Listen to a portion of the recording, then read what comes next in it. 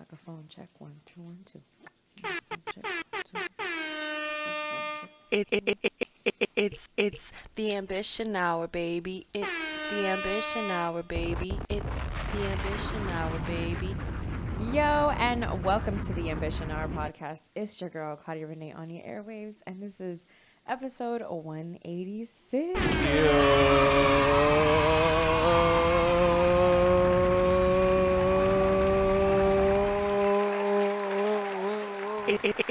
Hello, beautiful people, and welcome yet again to another episode of the Ambition Hour podcast.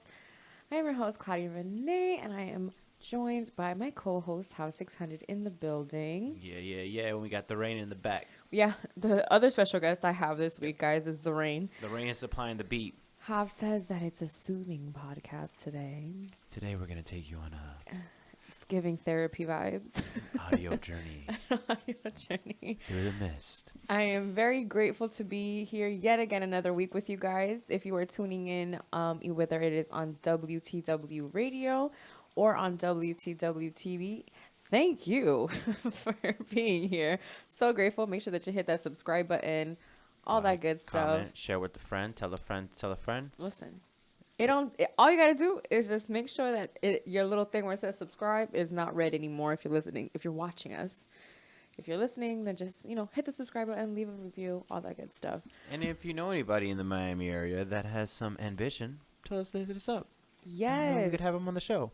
Then you could have the person that you want to see interview on the show. Exactly. If there is somebody out there that you would like to see on the Ambition Hour podcast, let us know. We'll be more than happy to consider them. We actually had Spitz and Flight here last week, which was really fun. That's always fun to have them. I feel like they're like our really good friends, so it never gets old when we have them on the podcast. Yeah, it's easy to have friends on the podcast. Yeah, so shout out to them. Thank you again for them coming through. Remember, whenever they drop their music, we're going to go ahead and provide the vibes for y'all. Shout out to everybody who listened to episode 185. We did 185 episodes already. This is 186. It's kind of crazy. I was doing, shout out to all the artists that I played on that last week's episode. This week's episode, I played some King Tetris. I played some Ashton Martin. Played some John Fifth and Dino. Played some, Killer K's new song with Ice Billienberg. And I also played Information by Detta, our girl Detta, beautiful Detta. So shout out to that episode. We're going to go ahead and get started with how we normally started. And then that is what we are grateful for. So Hav, can you please do the honors of going first, my guy? What I'm grateful for, I'm not sure if this is what I'm grateful for. This is like a little bit of a topic, but almost like I'm grateful that I'm like ready, understand that I could slow down and just. I just want to get to know you. I love that song. But just slow down. What's the rush? What's the hurry? It's not a race with anyone. There's no one to the right, to the left of you. Just slow down. Take your time. Things take time. So, whatever it is that you're going through, you have to be grateful for as well, because someone could look at what you have. Someone could look at the podcast, right, and say, wow, I want a podcast. They haven't even started, right? And then we're 180 plus episodes in. Yeah. Right, and we could bash that, or we could say, oh, but this, and that, and, almost talk shit about your thing because, you are your worst critic at the end of the day. Always. But then it's kind of like, oh, but,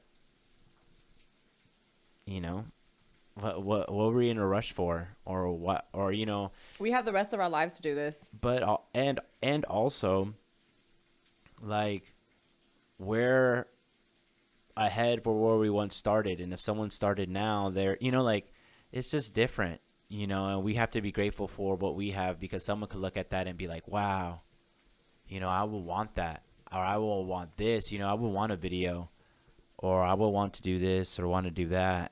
And you have that, some people are really hurting. They don't have the money, or they don't even know what they want to do, or they're not even trying to do anything. They're trying to be Frank Gallagher, and like scam through life and go through all that. So I might want to be Frank Gallagher. So like, that was a joke. Find your passion, find what you're passionate about, but also just slow down. slow down and do it right. This week I am grateful for Jesus.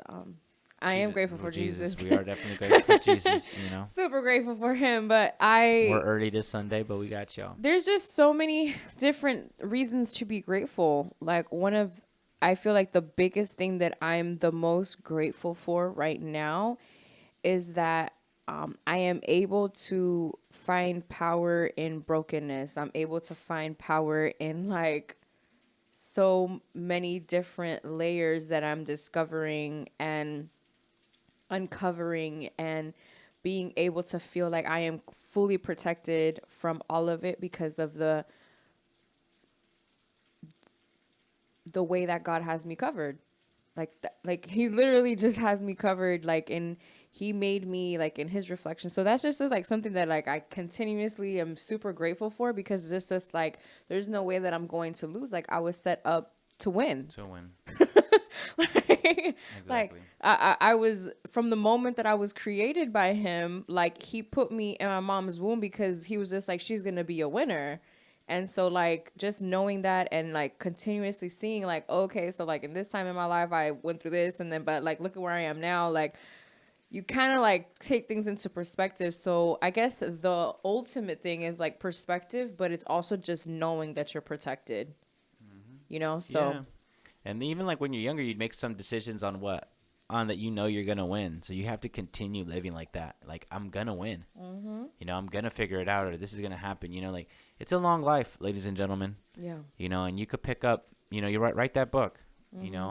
Start that album that you wanted to do, or start that painting, or start that brand or business. And this is coming from someone who, that some of the cliche things that you hear, like, Tyler and all these, mega stars say. This is coming from your buddy, your old pal, House 600, checking in on the Ambition Hour podcast and telling you, like, go do that shit. Well, I want to say, because it is the 4th year anniversary since we basically started the whole thing with the label.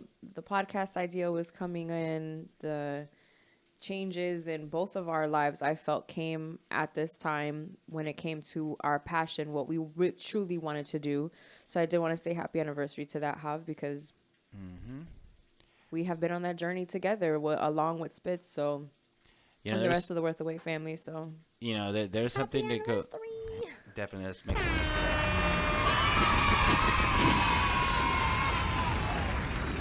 Hold on, I wanna. All right, and with that, also, dang, I forgot what I was gonna say. Dang, my bad. That just do your thing and shoot 4 years. Oh, that there's different type of coaches, or there's different type of people that are gonna do things with you, right? Or back to the coaches. There's coaches that are gonna run while you run. They're gonna be in their car. Yeah. Or while you run, they're gonna be on their bike. Yeah. Or there's gonna be coaches that run aside, Where you heard that from? A side of you. Where did I hear that from? A podcast that I was. We heard it together. I want to say probably $1 million worth of game. Probably shout out to Gilly and Wallow. I think they were saying something like that when they were talking. Or was it Big Sean? I'm not sure. But wasn't it Cam? Cam Newton? Yeah. Not sure. Anyways, so I heard that, and then it's just like Claudia and Spitz, we've been running, like how Claudia, what she just said, like we just been running alongside of each other, and not saying that not either what we could, like Hope said too, be each other's crutches and all that stuff during all this stuff too. And so we could bounce ideas and this and that, and kind of having those people, like you got to be grateful in those lives. And then speaking of those 4 years, I guess that's what I wanted to talk about, and kind of tying that in, bringing in those 4 years, having those people that are going to embark yourself in that journey. So if you are the only friend that's talking about making his own beats, then that's okay, but those are your other friends. You need to find friends now that you're going to be able to do that with, because then if not, it's not. What is it? It ain't fun if my friends can't do it, type of thing, so. Exactly. So, but you got to surround yourself though to people as well. So then you're on that same journey too, to making the best whatever is it that you're trying to do, Yeah. right? So Exactly. So I wanted to tie this into basically one of the reasons why November is such an important month for me is there's a lot of little anniversaries that happen in November for myself. One of them is when I just joined Herbalife as an Herbalife member. That's one of Right. them. Another one was when I started my own boot camp. And so those two things I no longer do, right? And so this got me thinking. It's like I always kind of like celebrate the anniversaries of them because they were such big parts of my life.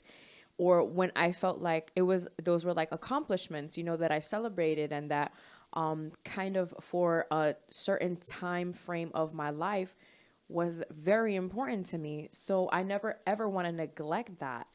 However, when I look back and I'm like, I'm no longer doing that anymore, and I'm celebrating like this, like the 4 years. The Ambition Hour podcast is going to be in a couple of months, actually, in January.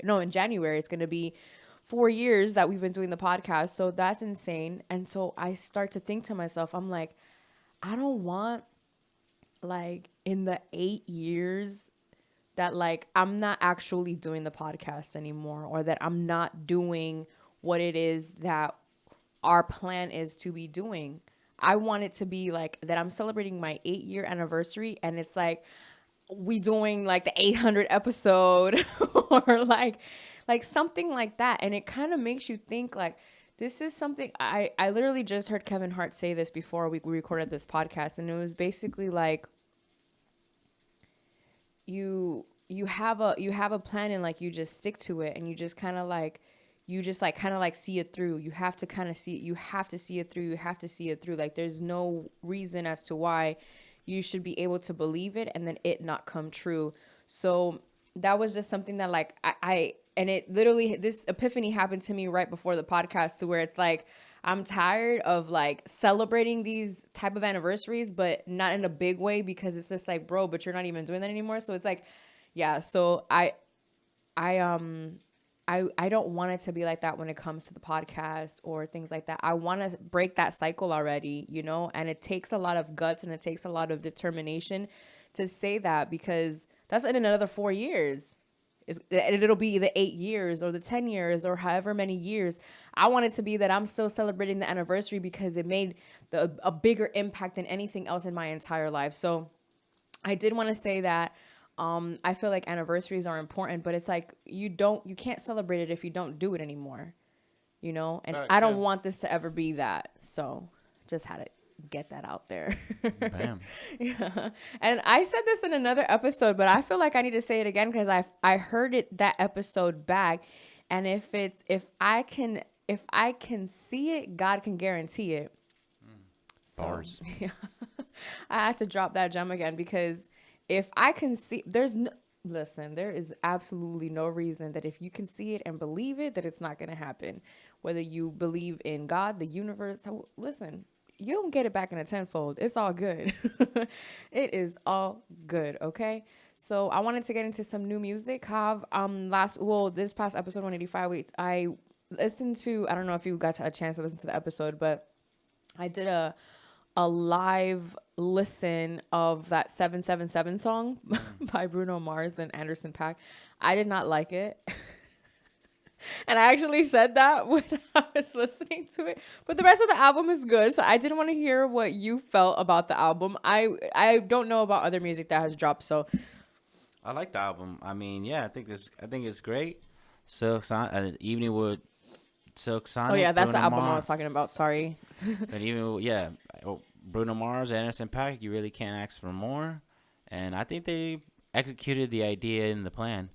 And now I just can't wait to see what's next for Bruno and for Anderson after this. I agree. And hopefully they do a tour, because I feel like, homies are going to show out for that tour.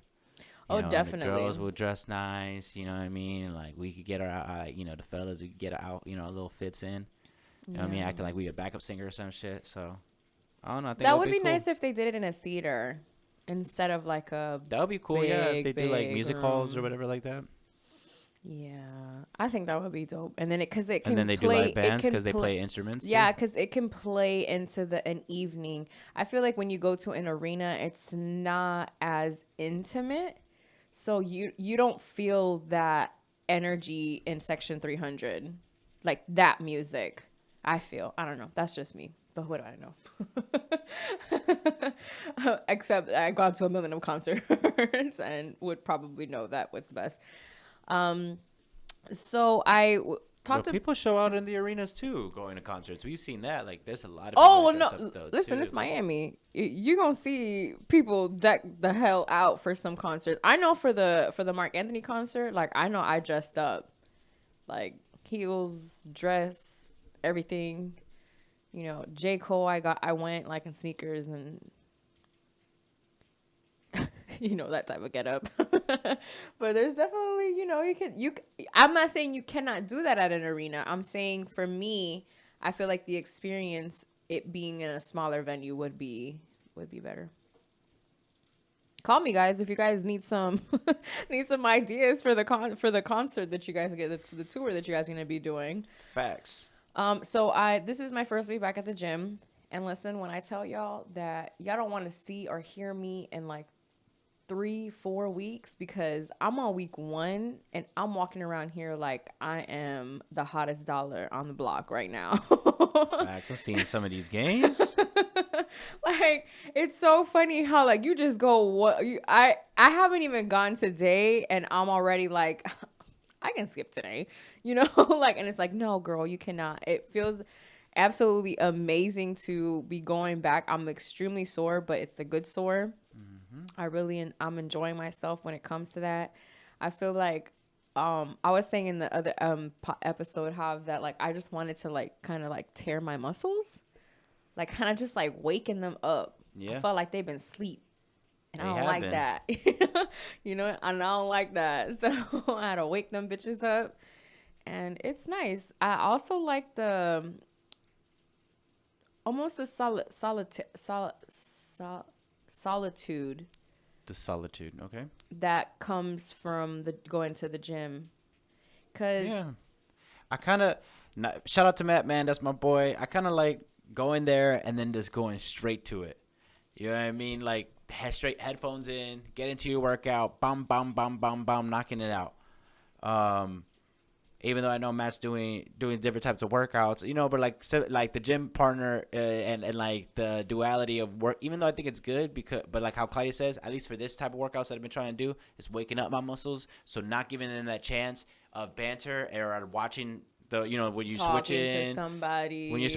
but then you're also taking that time off when they're doing their rep on that Yeah. machine. So then you're kind of just there, or maybe you'll grab some dumbbells, or I was gonna say that's what I usually do. so like, but then sometimes you don't, because you're talking and all that Yeah, stuff. the So like, active rest. so yeah. For me, it's more along the lines of like you're kind of there by yourself, like whether you go Like with most things in life. Yeah, whether you go with a partner or not, it's still a vulnerable space to be in, because you're there, you're working out in front of other people. There's people who their body is like in way better shape than you, so it's kind of like it's a place that like challenges your mind in so many different areas. And I never fully understood it a couple of years ago, what that was, because I remember there would be times where like I would almost get like anxiety or like panic attacks. Not panic attacks, because I've had those and I never had one at the gym, but it was just like it would just be like overwhelming sometimes. And I know that it's like, just get over it. It's a fucking gym.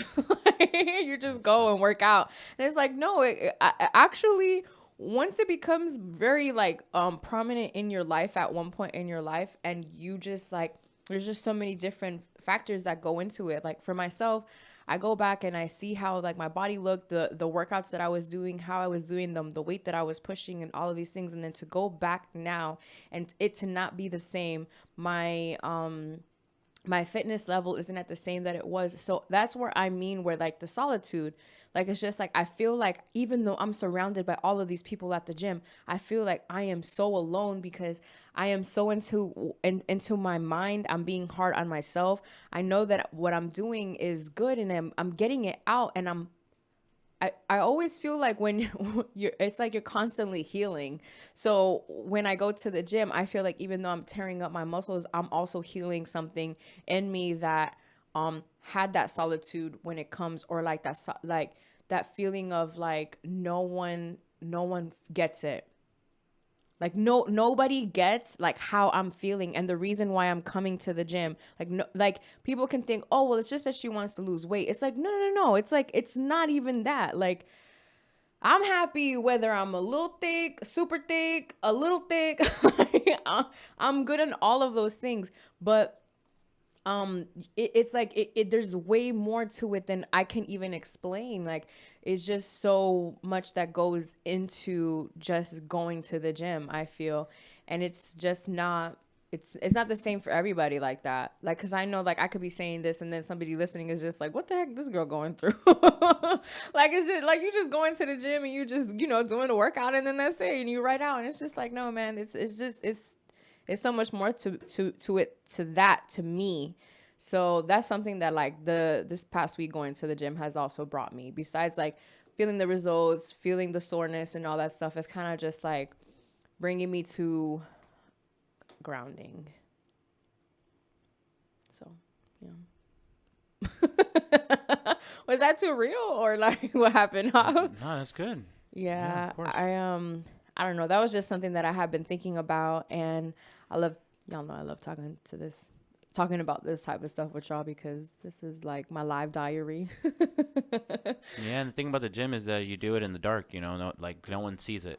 Yeah, So you're that's there, another thing. Like that, you do it in the dark. No one sees it. No one really sees the results. No one knows the true work that you put in. Even, because even when you work out with somebody, they are not seeing those time. Well, they are, because like when you can't lift something, like they're there to help you and spot you and all of that stuff, but they don't know at that moment what that is doing for you mentally, like being able to push through that, because sometimes our wins do just come from lifting something heavy that day at the gym, and I'll take those. I'll take those all day. So a couple weeks ago we watched what is it? Oh man, how you're gonna kill me. A couple weeks ago. We saw the Kid Cudi special on Prime. Yeah, Man on the Moon. No, It's called A Man Named Cudi. A Man Named Scott. A Man It was Named called. Scott. Oh yeah, Man Named Scott. Let me make sure. Named Scott. Yeah, because it was a kid. Yeah. A kid named Scott. Yeah, A Man Named Scott. So I wanted to talk about this with you because, of course, you are a Kid Cudi fan. And I loved it myself, and I felt like it was so powerful. It made me cry a couple of times because I had never seen. I knew that Kid Cudi went and was going through like different things, and of course, when you come into the game and change it, you're gonna be, unforgettable. So I always knew that, he was going through some things, but then to just kind of, they really dug deep into a lot more of what some of these tracks were talking about. I love that they had different people on there, like Willow Smith, Jaden Smith. They had Shia LaBeouf, who was on there as well, which I thought was cool because I didn't know that they were friends like that. So yeah, so just talk to me from like an artist standpoint, like what it was to see that documentary, but as well as like a fan growing up and admiring him as well. Well, seeing the documentary now at these ages, you just kind of like, damn, I saw that. I lived through it. I remember when Man on the Moon leaked on Hot New Hip Hop and we were listening to it and kind of like hearing like the tracks we heard Day and Night. I listened to the mixtape too, but like for the masses, like they've heard Day and Night and they've heard Pursuit of Happiness was out too, because then you had the video with Drake, which was pretty big. I'm not sure if that was after or before. I think that was before. I think after the album came out. But we've heard songs like the first couple of songs on the album. Make Her Say was another song, was a single as well, I believe, before it released. Anyways, we got a couple of the leaks, and then we got to see and hear like, wow, how deep he's getting, because on the mixtape it got a little deep, and there's a couple of songs from the mixtape that make the album that I can't remember. I can't name right now. I have to look at it, but it just kind of just showed that whole thing, or I gave me from a standpoint of a fan, like, damn, I remember that and how impactful it was. And I guess you don't really think about it, but it's something that I've always would say, being the artist too, of like how innovative Cudi is and how he has been like, I think him, and then there's like Future. And Future, and there's no Future without Cudi, is how I look at it as well, because he really transcended the genre of hip hop a little bit too. And of course, you had Drake and Kanye very, very heavily on the harmonies, like, and bringing that into the game too. But also like this sad, like, and even like that too, like the emo rap that we have now. You know what I mean? And Trippie Redd. I mean, Drake is kind of a little emo rap. Well, they used to actually, like, when Marvin Gaye came, when Marvin's Room came out, they were, you know, kind of saying like, yeah, that was that emo rap, and it was a little bit like you know, sad boy vibes, and that became its own genre 10 years later, you know, with you know, like guys like Trippie Redd, you know, and the passing of Juice WRLD, you know, Little Peep and things like that. Like, I think those are all stems from all of that. And then as an artist, kind of seeing like what he had to, it's just it was very painful to see like how performing did not give happiness, you know, and then kind of like you did all, like, you know, you kind of like, it's almost like not going into a relationship for all the wrong reasons, almost like you're going into this profession because then you're expecting that that's going to heal you, like on at least in his perspective, if I understood correctly, that it would heal him and then kind of cure some of those insecurities or some of that anxiety and depression or things like that for him. But it actually did the opposite, or it added on and it started introducing newer things that probably weren't big to him. And then now in the with the magnifying glass those other things that probably weren't, you know, a previous or spotlight or had a light to it, to his knowledge before that, I guess, of the fame and performing and being up there alone, and, you know, and also hiding that, I don't, you know, that whole addiction, or he hid it from his friends, and like people and that they knew were him, upset. they didn't know. Yeah, I would be upset too. Like, if you were addicted to coke, I would want to know, because I would probably want to do it with you. That's not a good idea. It's not a joke, and it shouldn't have been that funny. But like, I'm just saying, like, I would want to know. Right. I would want to know if the person that I am around constantly working with, hell, depending on making a living, you know, I would love to know. I would love to know. And more on the artist thing too. It's probably why Jobs drug test. on how much. They don't ask you, they just do it.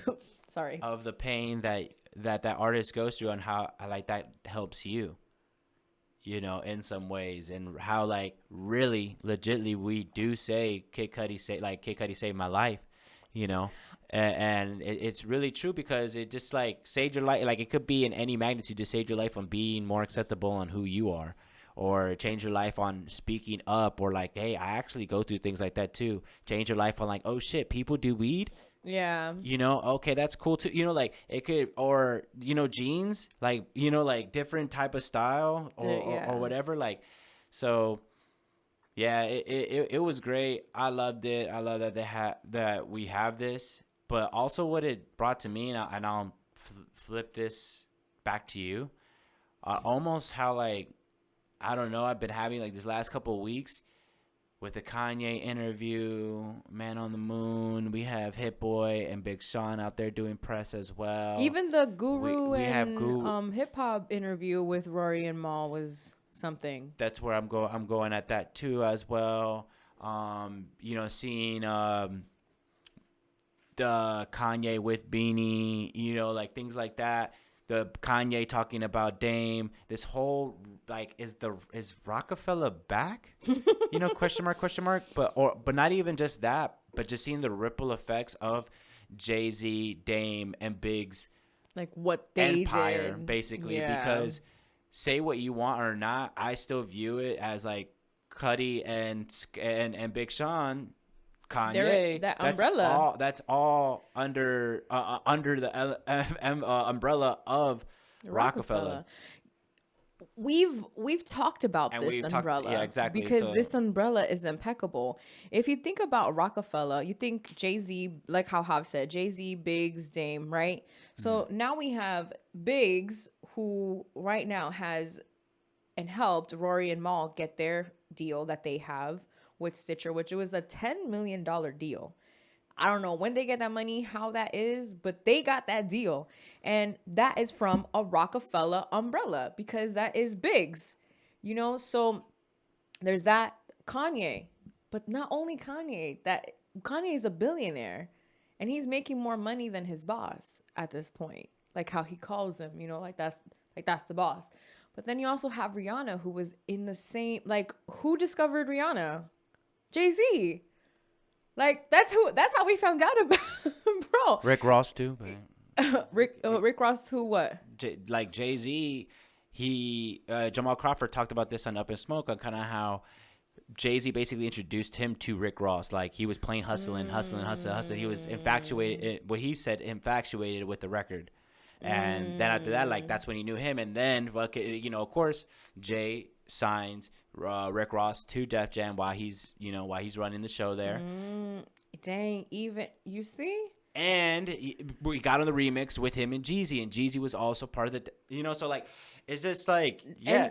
And Jay was part of Jeezy's first album. Like this is and then I saw like a funny thing of Kanye or whatever like that, like funny moments, or Kanye once said this, but this is, you know, Jay-Z, Rock Nation, they are the and I don't know, this is okay, I don't know about this family's history, but I'm gonna say it, at least Paisley, as Kanye used it, the Medici family of music right now.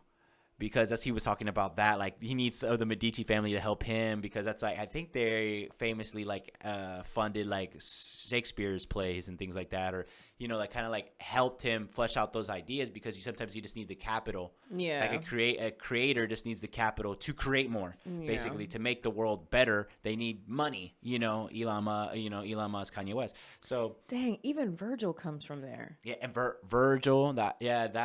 There's just like these little things that it was just like, damn, man, like it's just all connected. Right, yeah. How Lenny S, how big of a role he plays, you know, how big of a role how there's just so much things, and it's just like kind of like, damn, like they're forever gonna be influential because Travis. You know, that comes from it brings us all the way, you know, it brings us all the way back to, you know. It even brings us back to Kanye and Cudi.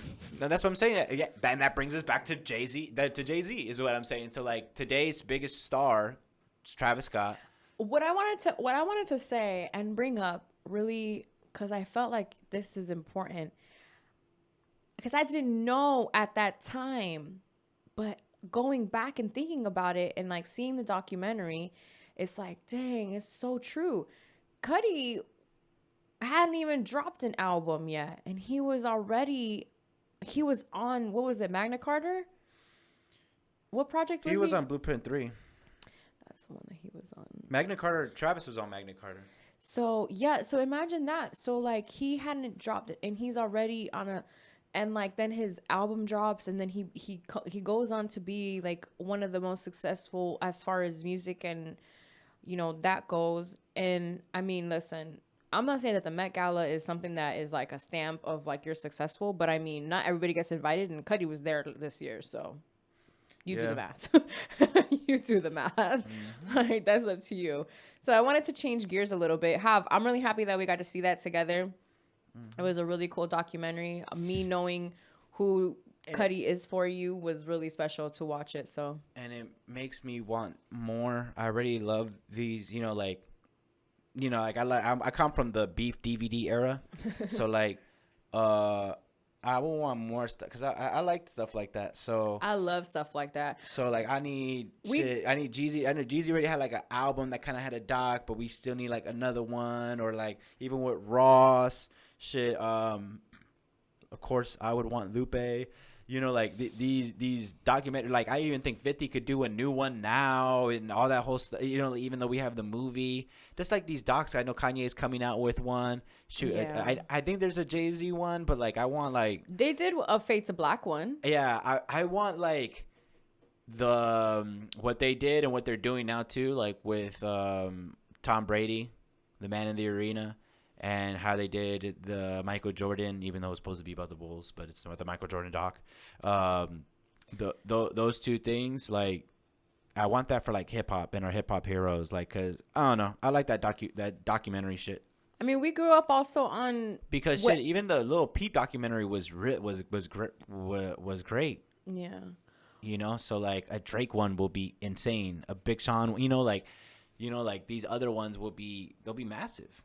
We grew up in the era where there was Cole, like that Kendrick. show called Driven. Yeah, Driven and stuff like Behind that. Behind the Music. Mm-hmm. Diary on MTV. I feel like that they even had that about basketball players, because they had like a Vince Carter one and Allen Iverson one that I'll watch, like on that Sun Sports, like the home sport channel type of thing, that they'll have like these, like Tracy McGrady, like knowing about these players a little bit more, or their back history. And not, even though the internet kind of gives you all that, and we have that, but I like these Amazon, the Netflix of the Kanye West, like these. I mean, that's because that's what we're. These good ones. Well, yeah. The thing is that these places, and obviously artist approved ones. The artist is in. Yeah. Not just these places. Also, I feel like since it's paid, there's a bigger crowd. There's a different crowd there, as opposed to if you have it on MTV, like. Maybe that the ratings is not going to be as good as, like, maybe, let's say, like a Ridiculousness. Like, who's to say that, like, people are going to people rather tune into Catfish than to watch a music video. And that's the reality, and why MTV is what it is now. And that's because that's what I was thinking. I was just kind of like, the only time that they only really play music videos on MTV is for the Music Video Awards. There isn't really anything that is like TRL or anything like that, like how they had back in the day. Why do you think it is that those type of things are not as successful as they once were? I think it's because that MTV adjusted its whole metric and system. They're not worried about ratings, and they're not worried about like producing and making high quality content pieces or anything like that. I haven't seen anything as recent that has been like, yo, have you seen it? Or been like, yo, you seen that shit on MTV? Like, that hasn't been, never. So, so with that being said, I think what they're in the business of, or their analytic, or what they deem as successful, is they're into that. They're in the bingeable TV. They want you to not change. To not change the MTV. channel. Yeah. So that's what those were shows like Wild 'N Out does. Ridiculous would do that. Catfish would do a great job on doing that for you. I'm a sucker for Catfish. Which would just basically. I don't get it. I don't get how them fools still get it every time. It's not that there's 30 minutes of watching. There's 3 hours watching our channel. They don't want eyeballs away from the channel. They basically want people, and maybe this is like a deeper conversation of like a conspiracy theory, but like they don't want you to leave the house. They want you to watch MTV and fascinate the life of MTV. The reason why I even bring this up, and why I even know some of this information, especially young kids, because they have the time, and then they're the most impressionable, is because I've been listening to Weed and Wine, which is a podcast that is hosted by Stilo Brim and Chris.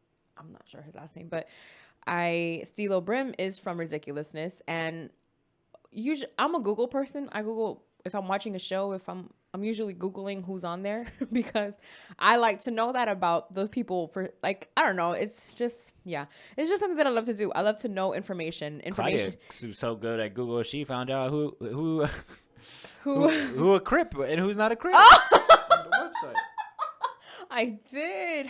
But specific Crip though, like it's like a it's like I don't want to mess it. I don't want to mess it up, but shout out to Schoolboy. Yeah, it was a specific group of Crips. So, because I was fine. Because okay, so we were watching No Jumper, and I'm the type of person that if I like how somebody is speaking, I automatically want to know as much as I can about them. Okay, so they're this, they're that, they're this. Like, I found out homeboy was a Crip, and I was just like, damn, okay, I stumbled into something. Okay, cool. So I love finding out as much information as possible. And so I found out through watching Weed and Wine that Ridiculousness has actually been around for 10 years, and that blew my fucking mind. I'm like, the show has been running for 10 years. And I have never seen a full episode. And I'm not saying that I am the demographic. I'm just saying that there are shows out there that are celebrating their 10-year anniversary. And it's just like, when you see things like that, bro, ain't no way. Ain't no way that it can't happen for you. It can happen for me. It can happen for anybody that is just willing to put in the work and do it consistently. And I feel like that's crazy because he went from just, he met Rob Dyrdek in the studio. He moved to LA to A&R. He started off as an A&R, and he worked with a whole bunch of different artists. That's why he knows a lot of different artists too, like Stilo Brim. He knows different artists because he worked with them early on in their careers. He had Janelle Monáe when she first started, some other artists that I forgot who, and then he meets Rob Dyrdek at the studio. Rob Dyrdek's like, damn, you're funny. Come host a show with me. Then they start doing ridiculousness and the music goes on the back burner because, as you can tell, when you're in a show that eventually is celebrating 10 years of doing the show, it takes up a lot of, your time, your revenue, and then you also want to be creative in other aspects. So I found that the ridiculousness was around for 10 years, and I want to say that I think, excuse me, guys, Bless you. Oh, baby, it's some allergies. I promise. It ain't the Rona. Fully vaxxed, baby. And so that was impressionable to me how, that show has been around for some time. And this past week was also the Latin Grammys. I never understood why there was two different ones, like the Latin Grammys and the Grammys, because to my knowledge, they have Latin categories in the actual Grammys. But I mean, I think it's cool because it also opens up the avenue because it's the language barrier.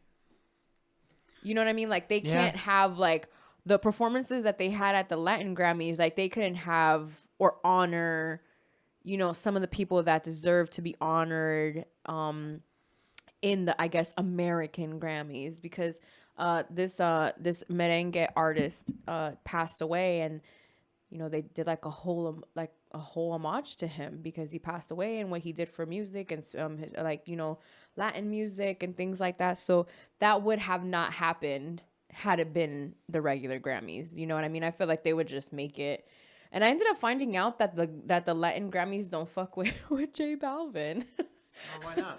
I actually don't know. I don't know if he's giving off Jay-Z vibes or or Weekend vibes. Or they snubbed him once. Or they snubbed him once. I know he was nominated, but I've actually found that tea out through my dad. My dad would be watching those shows that like give tea. He he gets all the tea, and he like if I'm talking to him about an artist or something like that and he knows about it, he'll like tell me the tea. I guess that's where I get it from, right? Quite possibly. And so it was cool to see the Latin Grammys and to see like, I guess, the dynamic that comes from the Latin Grammys and the music that they play. Christina Aguilera actually was somebody who performed alongside Becky G and two other artists. I don't remember their names, but that performance was amazing. Christina Aguilera, her voice is like it's like gotten better and better throughout the years. Like I've been listening to Christina Aguilera for 20 years plus. Like I'm just saying, like that's my girl. And to have seen her performing there with like some younger girls, and of course people can always say, oh well, she got surgery and she doesn't look the same. And it's just like, well, you have to also remember she's been in the spotlight since she was a kid. Like she was in the Mickey Mouse Club, so she's been constantly in the, and sometimes that's another thing, like about if all your flaws were pointed out every day, wouldn't you want to get them corrected? Yeah, or not even if they and not pointed out by the public but by yourself. You're kind of just like, dang, guys, there's times where I see pictures of myself and I know I look beautiful, but I'm like, dang, if only my lips were just a little bit more fuller, if only my fucking hair would do the same thing every time. Like that's like people be like, oh my God, your hair looks so pretty. It's just like, thanks. I can never get it done like this again because it never comes out the same no matter what you do. So I just feel like as an artist that she is and being in the spotlight all this time and things like that, she she looks great. You know, I'm sure all of the flaws that she felt like she had the money to fix them and fixed it. And I feel like there's no shame in that. Listen, I was at the gym and I seen some girls with BBLs, and I get it. I get it. Because I too am in pain trying to get that body. And if you have the money to get it, why not just get it? Like, I feel you ladies. I feel you BBL ladies. It's funny because they be going straight to the squat rack. Sweetie, we know. We all know.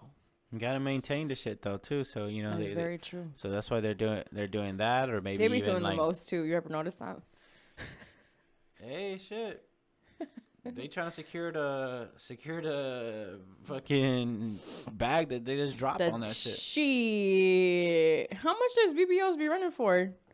Not that I am an expert or anything like that, but I heard that you could probably guess. You go over, quick to DR, 6,000, 10,000, something like that.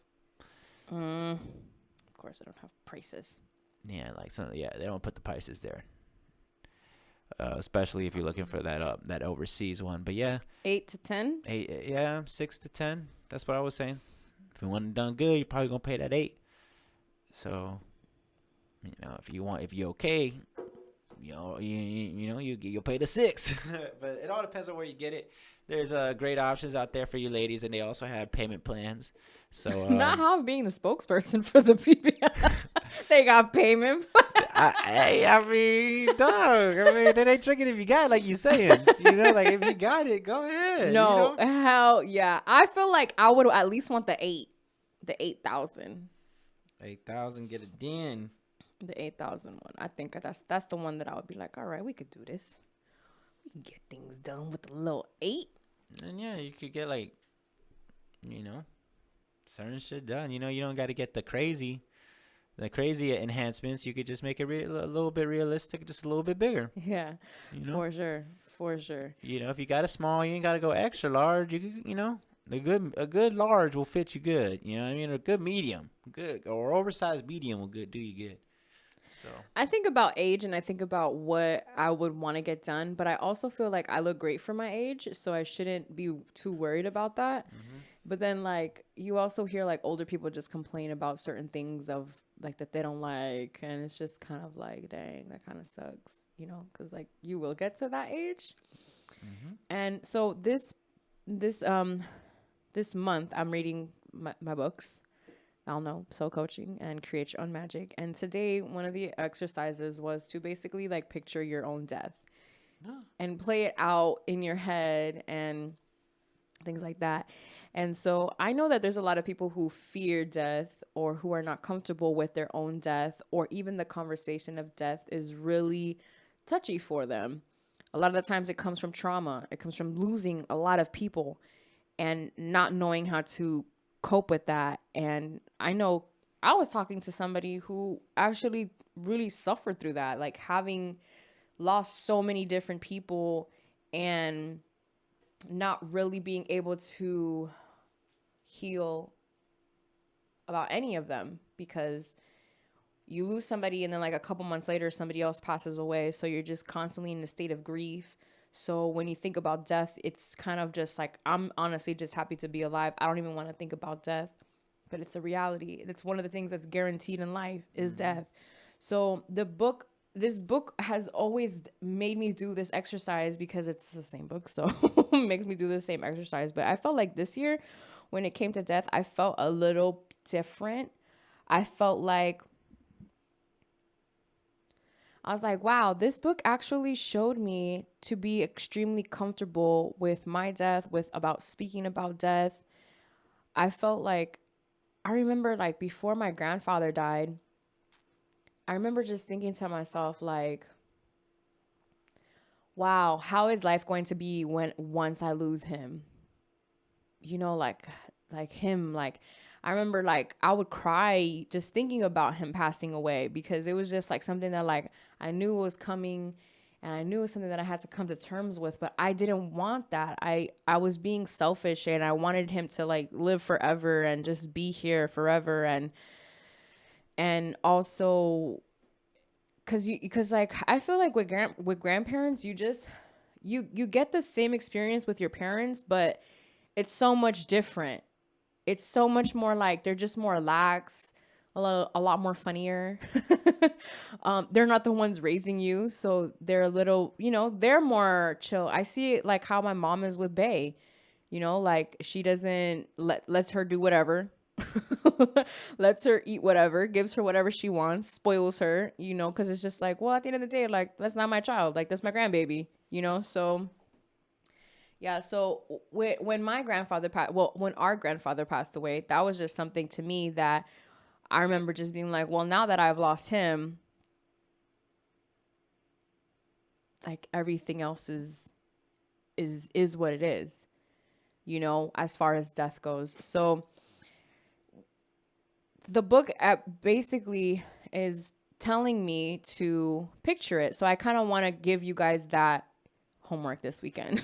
And it's to basically just like picture it in the movies, or even like when you remember when we were kids, Tom, and we would play these games.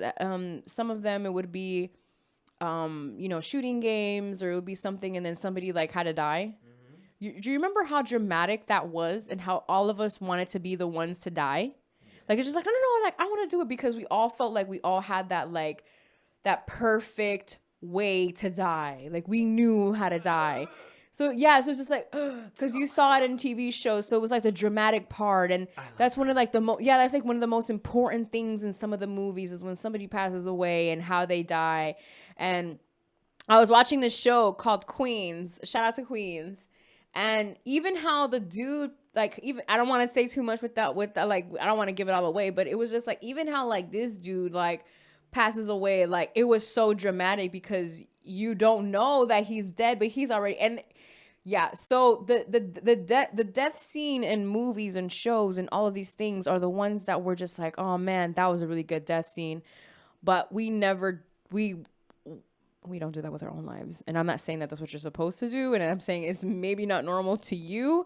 However, for me, it has helped me because, come on, you've thought about it.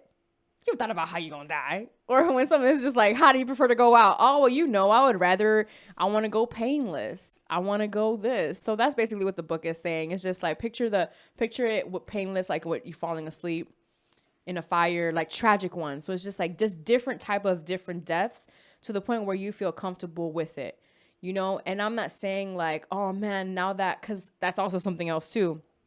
Like when you think about the Tupacs and the Biggies, and even some of these younger artists that talked Young about, Dolph. yeah.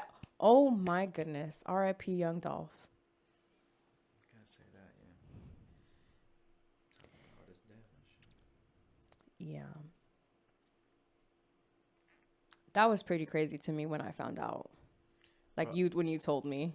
Bro, I found out in the oldest, weirdest way possible because my phone. I didn't mean to cut you right there, Claudia, but no, it's fine. But it's fine. I was my phone, the charger in my car, it stopped working, so I have to get a new one. So my phone dies, and I have to put on the radio. I don't listen to the radio. Usually we Bluetooth. We don't. Fucking 2021. We on the Bluetooth shit. So I'm there listening to 99 Jams, and then it was like after a traffic update. They're like, we like in the news, and like in the last hour, we heard that Memphis legend, Young Dolph, passed away. That they shot him in front of a cookie store. Like a cookie store. He was getting. I thought there was like older dispensaries or whatever like that. I didn't, because I don't know the laws in Memphis, obviously, because I haven't been out there. But no, it was like literally like a it was like a bakery. Bakery. Like you just go to, what's this place called over here? You go to fucking Mojo Donut, and then you get, like it's crazy. Get pop. So I didn't know too much about him. I'm gonna be completely honest. You should. Yeah, I didn't know anything about him, as far as like I didn't know his music like that. I just found out that he was actually from Memphis. Like, okay, I have this bad habit of laughing in a lot of situations that I probably shouldn't, but I just didn't know certain things about him, and I came to find out more information the day of his death. And I ended up finding out that he was actually blackballed from the business, from the industry, because of beef that he had with Yo Gotti. So I didn't know that. shout out to people who let me know about this type of information, because I definitely didn't know any of that. And so I also didn't know that, there's a possibility that with that beef, could have been the cause of the death. I mean, there was somebody who was after him because We still don't know. That is facts. That is true. Whoever's saying that is true. We don't know if it could be a resultation. we don't know it could be of a result of that. We don't know if it could be a result of something else. I mean, to me, for you to get killed in a cookie store, somebody must have been watching you, or somebody that has been looking for you found you. And that's just very, very unfortunate. I feel like that's another thing, like in hip hop, that is just like, there's just so many people. We just lose so many artists. And that is like super sad to me. It's just like the losing the artist. I don't need to have known their music. I don't need like none of that. I don't need to know none of that. I just need to know, like, dang, like you actually like got yourself out of the situation that you were once in. You made it into the industry. You maybe not be at the top like some other people maybe that in your city or where you think that you should be. But damn, man, you made it. You got out of it. And then to go out in gun violence is super sad. And hip hop just never finishes grieving, I feel. So RIP to Young Dolph. Seriously. RIP. But yeah, so even like that, like think about even that, like getting shot to death. Yeah. Like that's insane.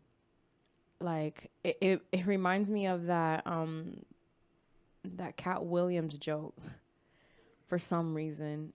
Even though he doesn't get shot, I forget what it was. That he was smoking, and then he was just like, "Oh, I don't know, God, I was just smoking, and now I'm here," because he thought that the weed that was being offered to him was called death. And he's like, "So you mean I'm gonna smoke this and die?" So I don't know, that joke just came to my mind because it's kind of like you just don't know what it's going to be.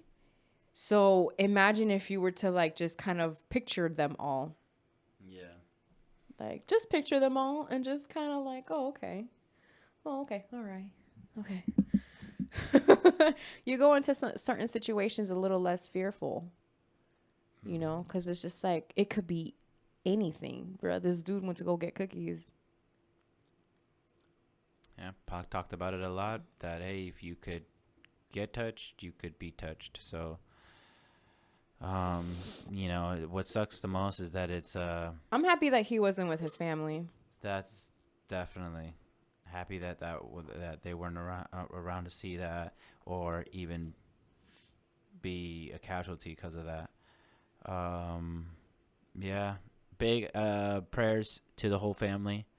Also, the rappers that we know that are friends with him, because he's a good dude. And guys that were hella partnered with him, like Key Glock. Mm-hmm. They did like a project. We talked about him dropping his project just 2 weeks ago.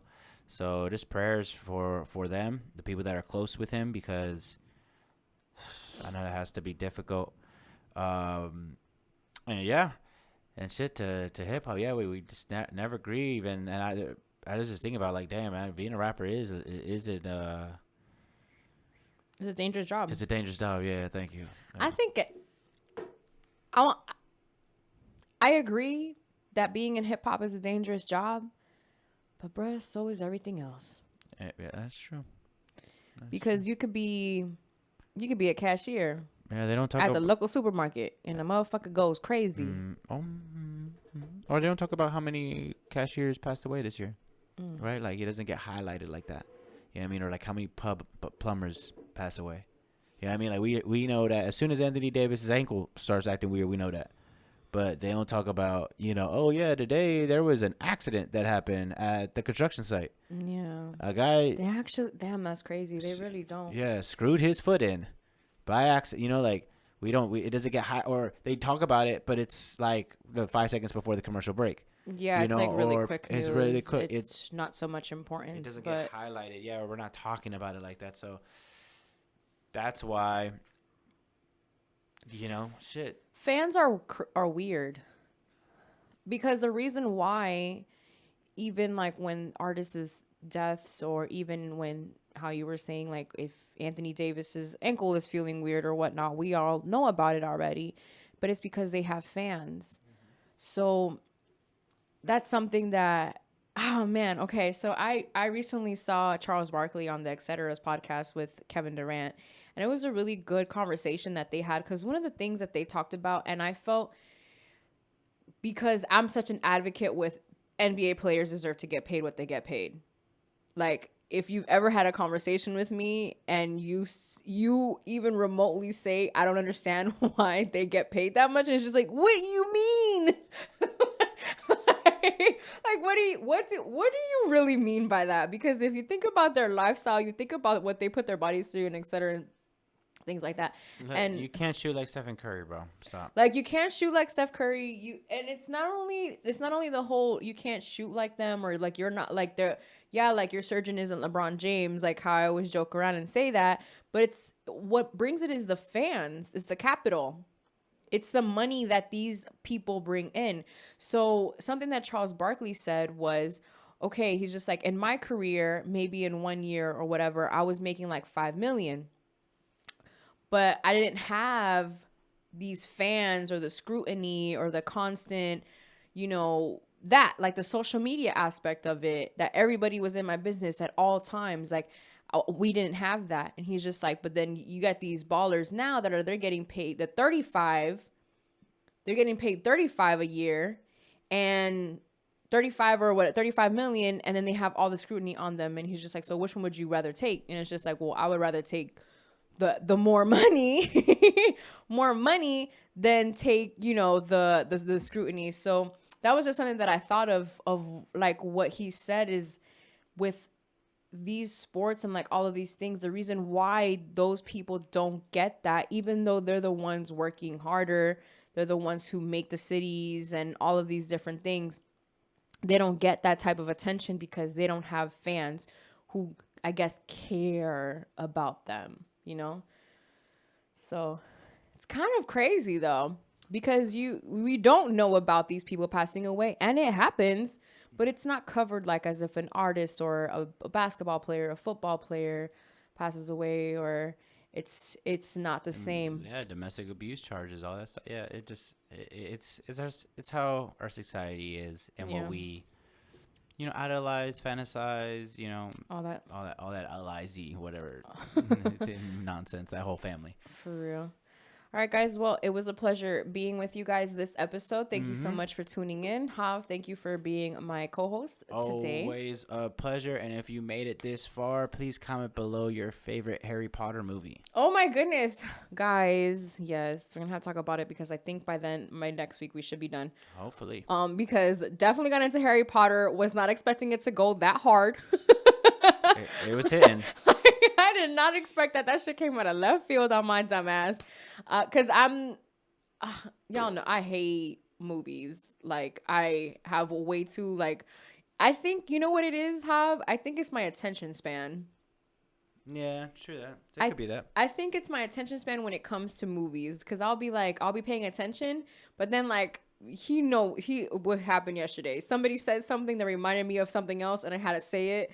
And, I might need to work on that, but yeah. Remember, guys, we're still in a pandemic, so make sure that you wash your hands, wash your ass, drink your water, and for the 186th time in a row, it's your girl, Claudia Renee, on your airwaves with my co-host, House Extended in the building. And we are out of here. Be safe, y'all. Peace. It's the ambition hour, baby. It's the ambition hour, baby. It's the ambition hour, baby.